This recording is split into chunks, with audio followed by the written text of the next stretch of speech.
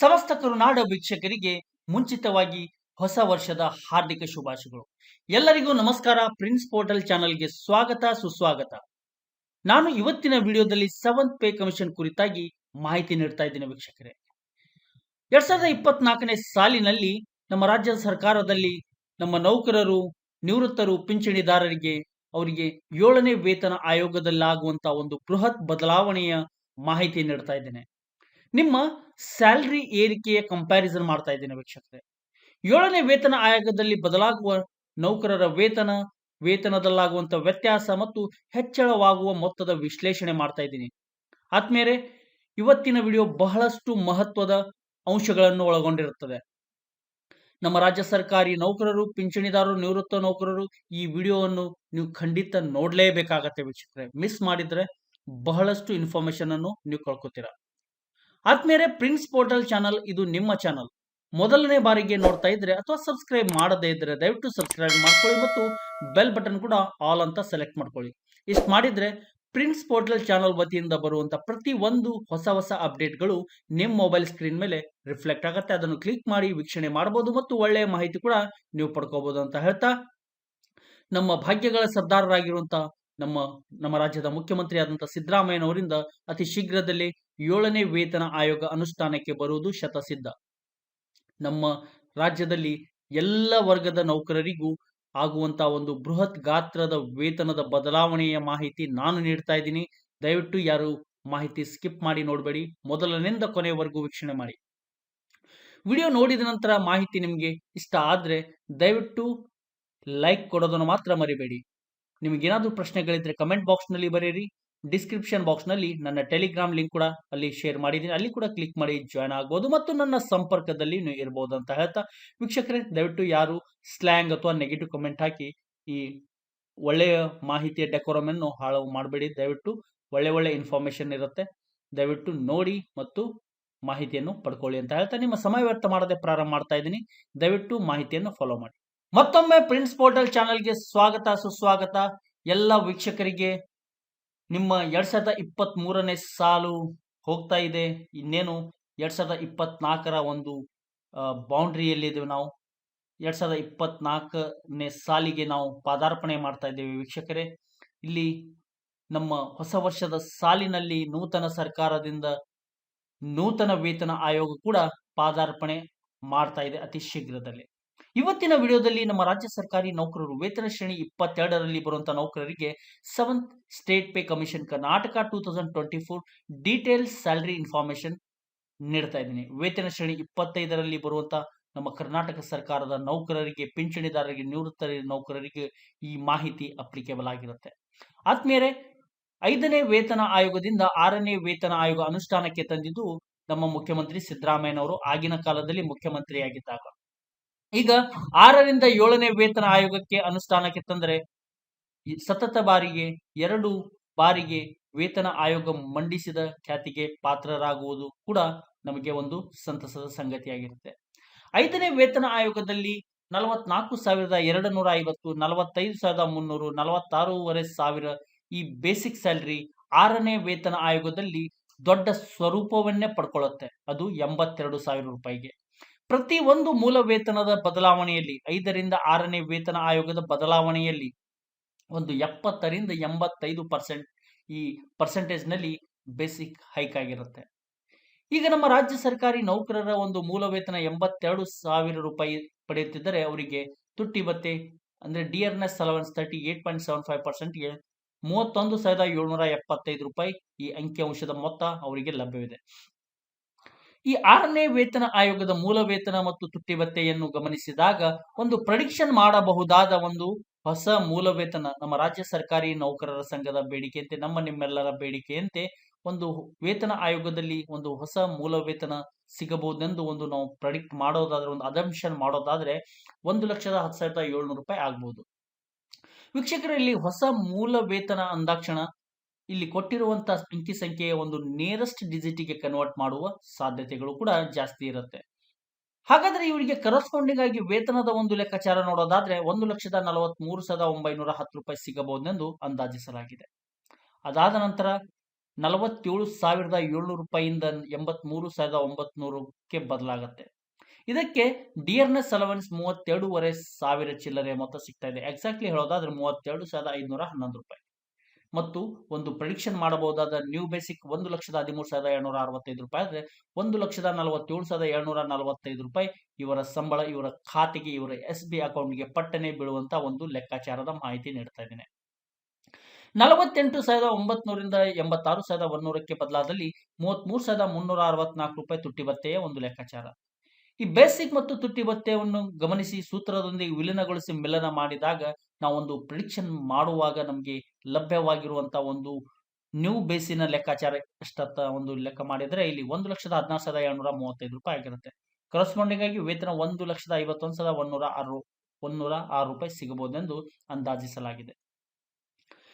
50,100ರಿಂದ 88,300ಕ್ಕೆ ಪರಿವರ್ತನೆ ಆದಲ್ಲಿ 5ರಿಂದ 6ನೇ ವೇತನ ಆಯೋಗದ ಮೂಲ ವೇತನ ಪರಿವರ್ತನೆ ಆದಲ್ಲಿ 34,716 ತುಟ್ಟಿ ಭತ್ಯೆ ಇದೆ.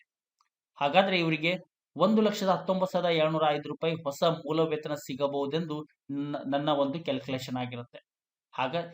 ಹಾಗಾದ್ರೆ ಇವರಿಗೆ ಜಮೆ ಆಗುವ ವೇತನ 1,54,967 ಆಗುವ ಸಾಧ್ಯತೆಗಳು ಕೂಡ ಜಾಸ್ತಿ ಇದೆ ಅಂತ ಹೇಳಬಹುದು. ವೀಕ್ಷಕರೇ, ನಮ್ಮ ಸರ್ಕಾರಿ ನೌಕರರ ಸಂಘವು 7ನೇ ವೇತನ ಆಯೋಗಕ್ಕೆ ಬೆಟ್ಟದಷ್ಟು ಬೇಡಿಕೆ ನೆಟ್ಟಿದೆ. ಪ್ರಮುಖವಾಗಿ ನಮ್ಮ ವೇತನ ಹೆಚ್ಚಳ ಮತ್ತು ನಮಗೆ ಸಿಗುವಂತ ಸವಲತ್ತುಗಳು. ಈ ನಮಗೆ ಬೇಡಿಕೆಯಲ್ಲಿ ಇನ್ನೊಂದು ಅಂಶ ಏನಂದ್ರೆ ನಮ್ಮ ಪಕ್ಕದ ರಾಜ್ಯ ಕೇರಳ, ತಮಿಳುನಾಡು ಮತ್ತು ಕೇಂದ್ರದ ಮಾದರಿಯಲ್ಲಿ ಕೂಡ ನಮಗೆ ವೇತನ ಬೇಕೆಂದು ಒಂದು ಬೇಡಿಕೆ ಇದೆ.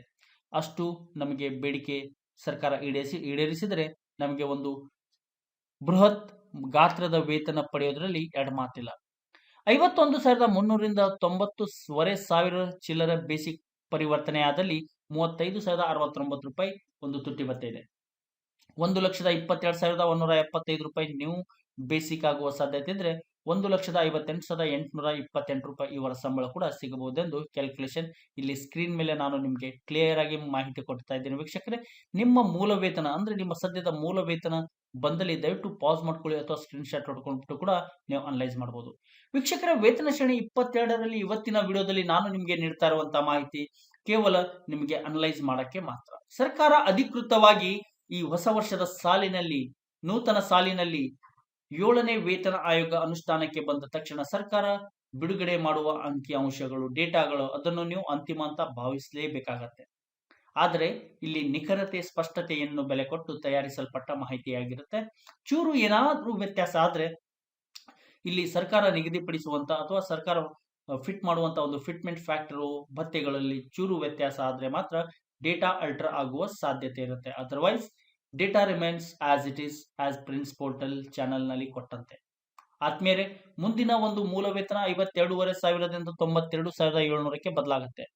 ಆದ್ಮೇಲೆ ಪ್ರಿನ್ಸ್ ಪೋರ್ಟಲ್ ಕಡೆಯಿಂದ ನಾನು ನಿಮಗೆ ನೀಡ್ತಾ ಇರುವಂತಹ ಮಾಹಿತಿ ನಿಮಗೆ ಪರಿಪೂರ್ಣವಾಗಿ ಇಷ್ಟ ಆದಲ್ಲಿ ಲೈಕ್ ಕೊಡೋದನ್ನು ಮಾತ್ರ ಮರಿಬೇಡಿ ಅಂತ ಹೇಳ್ತಾ ಇಲ್ಲಿ 92,700 ಬೇಸಿಕ್ಗೆ 35,921 ಡಿಯರ್ನೆಸ್ ಅಲವೆನ್ಸ್ ಇವರಿಗೆ ಸಿಗಬಹುದಾದ ಒಂದು ಹೊಸ ಮೂಲ ವೇತನ 1,25,145 ಆದ್ರೆ 1,62,689 ಇವರ ಸಂಬಳ ಕೂಡ ಬದಲಾಗುವ ಸಾಧ್ಯತೆಗಳು ಜಾಸ್ತಿ ಇದೆ ಅಂತಾನೆ ಹೇಳ್ಬಹುದು. 53,850ರಿಂದ 94,900ಕ್ಕೆ ಬದಲಾದಲ್ಲಿ 36,774 ತುಟ್ಟಿ ಭತ್ಯೆಯ ಲೆಕ್ಕಾಚಾರ. 1,28,115 ನ್ಯೂ ಬೇಸಿಕ್, 1,66,550 ನ್ಯೂ ಸ್ಯಾಲರಿ ಆಗುವ ಸಾಧ್ಯತೆಗಳು ಕೂಡ ಜಾಸ್ತಿ ಇದೆ ವೀಕ್ಷಕರೇ. 55,200 5ನೇ ಆಯೋಗದ ಮೂಲ ವೇತನ 6ನೇ ವೇತನ ಆಯೋಗದಲ್ಲಿ 97,100 ಬದಲಾಗುತ್ತೆ. ಅತಿ ದೊಡ್ಡ ಪರಿವರ್ತನೆ ಆಗುತ್ತೆ. ಇದಕ್ಕೆ 37,626 ತುಟ್ಟಿ ಭತ್ಯೆ ಸತಿಗೆ ಸಿಗ್ತಾ ಇದೆ. 1,31,085 ಇವರಿಗೆ ಒಂದು ಹೊಸ ಮೂಲ ವೇತನ ನ್ಯೂ ಬೇಸಿಕ್ ಸ್ಯಾಲರಿಯಾಗಿ ಪರಿವರ್ತನೆ ಆಗುವ ಸನ್ನಿವೇಶಗಳು ಜಾಸ್ತಿ ಇದೆ ವೀಕ್ಷಕರೇ. ಇಷ್ಟಂತರೂ ಹಾಗೆ ಆಗತ್ತೆ, ಖಂಡಿತ ಹಾಗೆ ಆಗತ್ತೆ. 1,70,411 ಇವರ ಸಂಬಳ ಕೂಡ ಬದಲಾಗುವ ಇಲ್ಲಿ ಕ್ಯಾಲ್ಕುಲೇಷನ್ ಹೇಳ್ತಾ ಇದೆ. ಇವೆಲ್ಲ ಅಂಶಗಳು ಅತ್ಯಂತ ಕುಲಂಕುಷವಾಗಿ ಚರ್ಚಿಸಿ ತಯಾರಿಸಲ್ಪಟ್ಟ ಮಾಹಿತಿಯಾಗಿರುತ್ತೆ. ವೀಕ್ಷಕರೇ, ದಯವಿಟ್ಟು ಮಾಹಿತಿ ನಿಮಗೆ ಇಷ್ಟ ಆದ್ರೆ ಲೈಕ್ ಕೊಡಿ, ಇಷ್ಟ ಆಗದಿದ್ರೆ ಡಿಸ್ಲೈಕ್ ಮಾಡಬಹುದು. 56,550ರಿಂದ 99,600ಕ್ಕೆ ಬದಲಾದಲ್ಲಿ 38,595 ತುಟ್ಟಿ ಭತ್ಯೆ ಇದೆ. 1,34,460 ರೂಪಾಯಿ ನಿಮ್ಮ ಒಂದು ನ್ಯೂ ಬೇಸಿಕ್ ಆಗಿ ಪರಿವರ್ತನೆ ಆಗುವ ಸಾಧ್ಯತೆ ಇದೆ. ಇನ್ನೇನು ಕೆಲವೇ ತಿಂಗಳಲ್ಲಿ 7ನೇ ರಾಜ್ಯ ವೇತನ ಆಯೋಗ ನಮ್ಮ ರಾಜ್ಯದಲ್ಲಿ ಅನುಷ್ಠಾನಕ್ಕೆ ಬರುವುದು ಖಚಿತ, ನಿಶ್ಚಿತ. 1,74,798 ರೂಪಾಯಿ ಇವರ ಸ್ಯಾಲರಿ ಕೂಡ ಬದಲಾಗುವ ಸಾಧ್ಯತೆ ಇದೆ. ಕೊನೆಯದಾಗಿ ವೇತನ ಶ್ರೇಣಿ 22ರ ಕೊನೆಯ ಡೇಟಾ, ಇವತ್ತಿನ ವಿಡಿಯೋ ಕೊನೆಯ ಡೇಟಾ 57,900 ರೂಪಾಯಿ 5ನೇ ಆಯೋಗದ ಮೂಲ ವೇತನ 1,02,100ಕ್ಕೆ ಪರಿವರ್ತನೆ ಆದಲ್ಲಿ ಇವರಿಗೆ ಅಂದ್ರೆ 1,02,100 ರೂಪಾಯಿ ಮೂಲ ವೇತನ ಪಡೆಯುತ್ತಿರುವ ನೌಕರರಿಗೆ 39,500 ಚಿಲ್ಲರೆ ಅಂದ್ರೆ 39,564 ರೂಪಾಯಿ ಎಕ್ಸಾಕ್ಟ್ ಅಮೌಂಟ್ ತುಟ್ಟಿ ಭತ್ಯೆ ಸಿಗ್ತಾ ಇದೆ 38.75ಗೆ ಪರ್ಸೆಂಟೇಜ್. ವೀಕ್ಷಕರ, ಕೆಲವು ತಿಂಗಳ ಹಿಂದೆ 31 ಇತ್ತು, ಆಮೇಲೆ ಸರ್ಕಾರ 4% ಹೆಚ್ಚಳ ಮಾಡುತ್ತೆ, 35 ಆಗುತ್ತೆ. ಈಗ ಕೆಲವೇ ತಿಂಗಳ ಹಿಂದೆ ಮತ್ತೆ 3.75% ಹೈಕ್ ಮಾಡಿತ್ತು, 38.75 ಇದೆ. ಈ ಮೊತ್ತಕ್ಕೆ, ಈ ಪರ್ಸೆಂಟೇಜ್ಗೆ 39,500 ಚಿಲ್ಲರೆ ಮೊತ್ತ ಒಂದು ತುಟ್ಟಿ ಭತ್ಯೆ ಇದೆ. ಹಾಗಾದ್ರೆ ಇವರಿಗೆ 1,37,835 ರೂಪಾಯಿ ಹೊಸ ಮೂಲ ವೇತನವಾಗಿ ಬದಲಾವಣೆ ಆಗಬಹುದು ಮತ್ತು 1,79,186 ರೂಪಾಯಿ ಇವರ ಸಂಬಳ ಕೂಡ ಸಿಗುವ ಸಾಧ್ಯತೆ ಇದೆ. ವೀಕ್ಷಕರೇ, ಇವತ್ತಿನ ವಿಡಿಯೋದಲ್ಲಿ ನಾನು ನಿಮಗೆ ನೀಡ್ತಾ ಇರುವಂತ ಮಾಹಿತಿ ನಿಮಗೆ ಪರಿಪೂರ್ಣವಾಗಿ ಇಷ್ಟ ಆಗಿದೆ ಅಂತ ಭಾವಿಸ್ತಾ ಇದ್ದೀನಿ. ಇಷ್ಟ ಆದ್ರೆ ಲೈಕ್, ಶೇರ್, ಕಮೆಂಟ್ ಮೂಲಕ ಮತ್ತು ನೀವು ಯೂಸ್ ಮಾಡ್ತಾ ಇರುವಂತಹ ಸೋಷಿಯಲ್ ಮೀಡಿಯಾ ಪ್ಲಾಟ್ಫಾರ್ಮ್ ನಲ್ಲಿ ಶೇರ್ ಮಾಡಿ ನನ್ನ ಈ ಪುಟ್ಟ ಪ್ರಯತ್ನಕ್ಕೆ ನಿಮ್ಮ ಬೆಂಬಲ ಸದಾ ನೀಡ್ತೀರಾ ಅಂತ ಒಂದು ಆಶಾಭಾವನೆಯೊಂದಿಗೆ ಈ ವಿಡಿಯೋ ಮಾಡ್ತಾ ಇದ್ದೀನಿ. ವೀಕ್ಷಕರೇ, ಹೀಗೆ ವಿಡಿಯೋ ನೋಡ್ತಾ ಇರಿ, ಪ್ರತಿಯೊಬ್ಬರಿಗೂ ಶೇರ್ ಮಾಡ್ತಾ ಇರಿ. ಒಳ್ಳೆ ಇನ್ಫಾರ್ಮೇಶನ್ ಕೊಡುವ ಜವಾಬ್ದಾರಿ ನಂದಾಗಿತ್ತು, ಪ್ರೋತ್ಸಾಹ ಕೊಡುವ ಜವಾಬ್ದಾರಿ ನಿಮ್ದಾಗಬೇಕು. ವೀಕ್ಷಕರೇ, ಮುಂದಿನ ಸಂಚಿಕೆಯಲ್ಲಿ ಇನ್ನೊಂದು ಒಳ್ಳೆ ಇನ್ಫಾರ್ಮೇಶನ್ ಒಂದಿಗೆ ಹಾಜರಾಗ್ತೀನಿ. ಅಲ್ಲಿವರೆಗೂ ವಿರಾಮ ನೀಡಿ. ವಿಡಿಯೋ ನೋಡಿದ ಪ್ರತಿಯೊಬ್ಬ ಕರುನಾಡ ಮಹನೀಯರಿಗೆ ಧನ್ಯವಾದಗಳು. ಮತ್ತೆ ನಿಮ್ಮೆಲ್ಲರ ಈ ಹೊಸ ವರ್ಷದ ಸಾಲಿನಲ್ಲಿ ನಿಮ್ಮೆಲ್ಲರ ಜೀವನದಲ್ಲಿ ಸುಖ, ಶಾಂತಿ, ನೆಮ್ಮದಿ, ಸಮೃದ್ಧಿ ಸಿಗಲಿ ಅಂತ ಆಶಿಸ್ತಾ ವಿಡಿಯೋ ವೈಂಡ್ ಅಪ್ ಮಾಡ್ತಾ ಇದ್ದೀನಿ. ಜೈ ಹಿಂದ್, ಜೈ ಕರ್ನಾಟಕ, ಬಾರಿಸು ಕನ್ನಡ ಡಿಂಡಿಮುವ. ನಿಮ್ಮೆಲ್ಲರ ದಿನ ಶುಭವಾಗಲಿ. ನಮಸ್ಕಾರ.